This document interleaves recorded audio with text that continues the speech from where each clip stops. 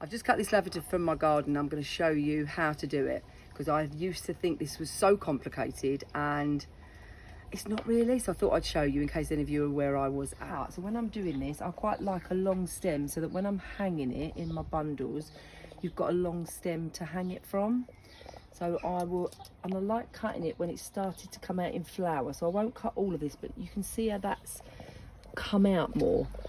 Whereas you can see some of the others haven't quite come out. So you can see the flowers are there, and that's what you want. So I'll go right down to here so that I've got a nice long stem on it. So you can see like one like this, it's got no flowers on it, and I don't really want that for my bundles. I want the ones that have got the flowers on. So that one I'll leave for another couple of days till the flowers come out. When I cut this back at the end of, probably about the end of August, with lavender you don't want to go into the dead wood. So there's the dead wood, so you just cut, so here's the dead wood here, you want to cut this just down to just above it, and then next year it will then grow on that bit of wood. If you go into the dead wood, then there's a chance you're going to lose the plant, but you want to try and keep it shaped, or they can go too big and unruly. I've ended up with quite a nice lot from my cut yesterday. You just want natural twine, and you want some scissors, and you're now going to make your bundle that you're going to hang either in your wardrobes or hang around your house. It's a nice thing to do, so you just want to get yourself in a nice peaceful place and just enjoy, I don't know, just enjoy letting your mind wander and thanking Mother Nature for what they've given you. I want to get them all roughly the same sort of end on this end. It doesn't matter what they look like this end, because you're going to chop those off. And look, you can see this is why you needed lots of long stems. You're just putting it together, and don't rush it. It's just something nice to just spend sort of 10-15 minutes doing. You could grab the whole bundle and try and sort of shake them together, but this is how I like doing it, is just getting all the same. Can you see all the same, roughly the same length? It doesn't have to be exactly the same length. You can make as thick a bundle as you want, or you can make lots of small bundles. It's up to you. It's your bundle, so you can make them however you want. I mean, you could just put these in a vase. I've got some of these in vases in the bathroom and in the bedroom. It's lovely to have in the bedroom because the smell of it is so calming and helps with sleep. So if you just wanted a small bundle, this would be okay to just have this. So you can see I've got them roughly there. If you wanted to come down in the front, you could just start layering them a little bit so that you're then getting in a bit of a layering effect down, just fill in the gaps.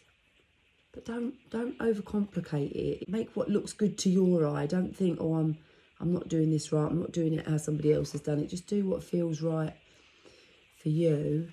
You're going to get your twine. And I tend to go around about here. Leave a long enough bit at the end because you might want to wrap it round. I tend to wrap it round a couple of times just so that it looks nice, really. And you're just going to pull it. And you're going to do it quite tight because as this dries, it will get looser. And now it's completely secure because I've used a double knot, and I'm just going to go around a couple of times, only because it just looks quite nice with a little bit of a thicker bind on it. And then I like doing a little bow. But what you want to do as well, you also want to put another bit around it afterwards to create a little hook on the back so that it can hang up. So there's your little bow on it. And now all you're going to do, you're going to trim off and make the ends. So now what you've got all straggly ends here. So there's your bundle, and you are just going to, so can you see where I'm doing it? Roughly sort of there, however long you want it. Again, there's no specific way of doing it. And there is your bundle to hang up in your wardrobe. To get a hook, I just put another bit of string around the back, so I've got the bow at the front then, and I'm just gonna knot it again so it's secure. cut, and then I'm going to take the two ends,